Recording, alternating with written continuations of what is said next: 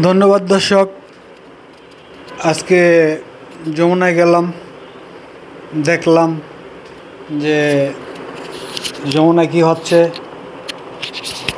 যমুনায় অনেক খেলা হচ্ছে, সাংবাদিক তারপরে রাজনীতিবিদরা আসতেছে যাইতেছে। তবে এরকম খেলা আমি এর আগেও দেখছি, যেটা 1/11-এর সময় ইয়াজউদ্দিন যখন প্রেসিডেন্ট ছিল, প্রেসিডেন্ট থাকাকালীন ইয়াজউদ্দিনরা যখন যে ফখরুল মইনুল গ্রুপ মইনুল যখন আইসা নামায় দিল, ওইটাও আমি দেখছি। তো এইটা আরও ব্যতিক্রম দেখলাম। এখন ওয়াকার যদি মনে করে যে আমার পূর্বসূরীরা, আমার ভাই বেরাদররা আগে এরকম ইয়ারে নামায় দিছে, হয়তো বা এই ইয়াজউদ্দিনের নামায় দেওয়ার পরে উনি ওনার মন মতো 1/11-এ একটা গভর্নমেন্ট গঠন করছে, এটাও যদি মনে করে যে হয়তো বা আমিও পারবো, আমার ভাইয়ে করছে এর আগে আমি এটা পারবো, অসম্ভব অসম্ভব। এটা একেবারে মানে ওয়াকারের জন্য এটা পুরো বিপদ আর বিপদই হবে।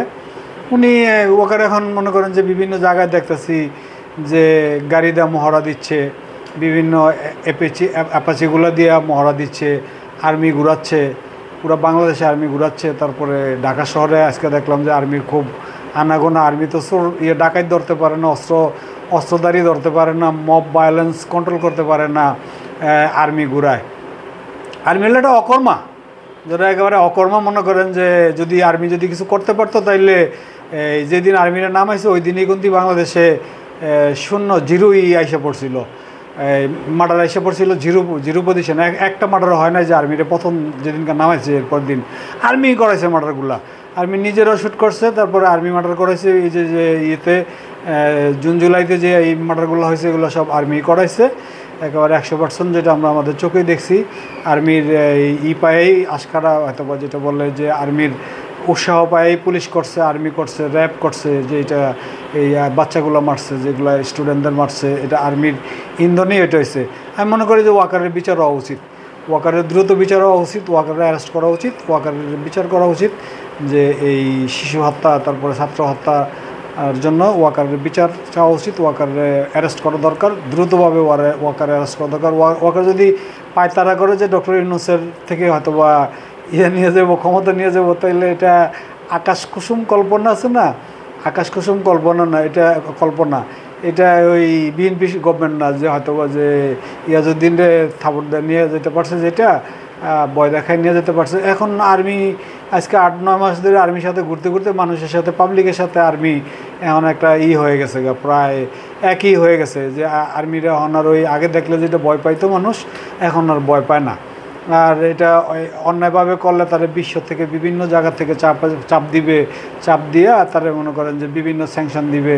আর্মিরা যখন সাধারণত যদি হয়তো বা মিশন বন্ধ করে দেয়, মিশন বন্ধ করে দিলে তা আর্মির যারা মিশনে যাইতো তারাই এই ওয়াকারের অস্তিত্ব রাখবো না। ওয়াকার যে 5-6টা জেনারেল আছে, যেটা ইপন্থী হাসিনাপন্থী যে জেনারেলগুলো আছে, এই জেনারেলগুলোর অস্তিত্ব রাখবে না। এই জেনারেলগুলোর 12টা বাজে দিব ধইরা। যে শুয়ে যদি কল্পনা দেখে যে আমারে হয়তোবা শেল্টার দিব বিএনপিরে, আমি তো গেছিলাম যমুনায়, যা দেখে আসছি বিএনপিরে ঘন্টা ধরাই দিছে, ঘন্টা, যেটা যে বিএনপির ব্যক্তিত্ব আছে নাকি ডক্টর ইউনূসের সাথে কথা বলে, ওই বাহিরেই ফুটপাট করে, ভিতরে গেলে ওনারা আর কোনো কথা বলতে পারে না। গেছে তো, আমি তো সামনেই, আমি তো ছিলাম ওখানে। যে আসতে জিজ্ঞাসা করলো যে কি বলছে আপনাদের, কি বলছে যে না আমরা এটা বলে আসছি যে 3 জনের আমরা চাই, পদত্যাগ চাই, ডিসেম্বরে নির্বাচন চাই। আপনারা ঘন্টা দিব ডিসেম্বরের নির্বাচন। ডক্টর ইউনূস বলে দিছে আজকে যে যদি রাজনীতিবিদরা হয়তোবা ইয়েতে সমঝোতা না আসে, অর্থাৎ রাজনীতিবিদরা যদি চায় যে আমি হয়তোবা ক্ষমতা চালাবো না, বা আমি হয়তোবা এমন সংস্কার করতে চাই যেই সংস্কারে হয়তোবা দুর্নীতিবাজ রাজনীতিবিদ এদেশে আর পয়দা হবে না, এবং দুর্বৃত্তায়ন রাজনীতিবিদ এদেশে আর পয়দা হবে না, আমি এরকমভাবে সংস্কার করে দিয়ে যাব। যদি ওনারা এটা করতে না দেয়, তাহলে আমি ডাইরেক্ট জনগণের জিজ্ঞাসা করবো যে জনগণ এটা চায় কি চায় না। অর্থাৎ তখনই প্রশ্ন এসে পড়ে যে ইয়েস নট ভোট, হানা ভোট, আপনারা কি এটা চান কি চান না। যখন 100% লোক বলবো যে আমরা দুর্বৃত্ত চাই না, আমরা হয়তোবা এই সুষ্ঠু পলিটিক্স চাই, আমরা এরকম এই হয়তোবা মারবে ধরবে মানুষরে, এই কাটবে কোয়াইবে, এরকম রাজনীতিবিদ আমার দরকার নাই। তখন মানুষই তারা ম্যান্ডেট দিয়ে দিবে। এটা এত সোজা না যে হয়তোবা যে ইচ্ছা করলে ফালাই দিব।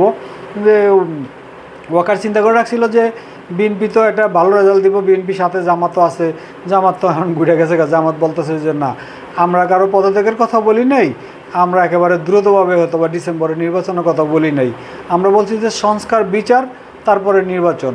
তো এখন সংস্কার বিচার নির্বাচন হলে এবার আপনি কি জুনে কি হবে নাকি? এটা জুনের আগে কত কিছু হবে দেশে। জুনের আগে দেখেন ইয়েস নট ভোট হবে হয়তো বা জনগণ আজকে যেটা বাইরে গেছে উপদেষ্টাদের মুখ দিয়া, এটা তো বিএনপি বাইট করছে যে জনগণের ম্যান্ডেট নিবে।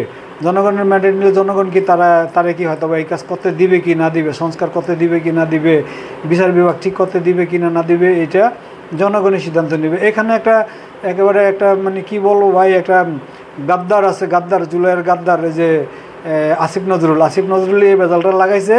আসিফ নজরুল বলছে যে হয়তো আটটা স্টার্টিং করেন, জ্বালা যন্ত্রণা দেন, ডক্টর ইউনূসের জ্বালা যন্ত্রণা দেন, দিলে উনি ছাইড়া দিব, ছাইড়া দিলে পরে আমি আসবো, আমারে নিয়ে আসেন, আমারে নিয়ে আসলে পরে আমি ডিসেম্বরে ইলেকশন দিয়ে দিব। সেনাবাহিনী মনে করছে যে হয়তো যে আসিফ নজরুল যখন এই কথা বলে, ঠিক আছে আমরা এটা এভাবে করি। আর এর ভিতরে আসিফ নজরুলের ম্যানেজ করে, বিএনপির ম্যানেজ করে আবারও হয়তো বা ইন্ডিয়া থেকে নিয়ে আসবো, আবার সব মামলা টামলা যেগুলো আছে এগুলো সব খারিজ করে দিব। তারপরে ডাকাত চোর যারা আছে, চোর ডাকাতগো মামলাগুলো খারিজ করে দিব, এই চিন্তাধারাই ছিল। কিন্তু এটা তো গুড়ে বালি দিয়ে দিল।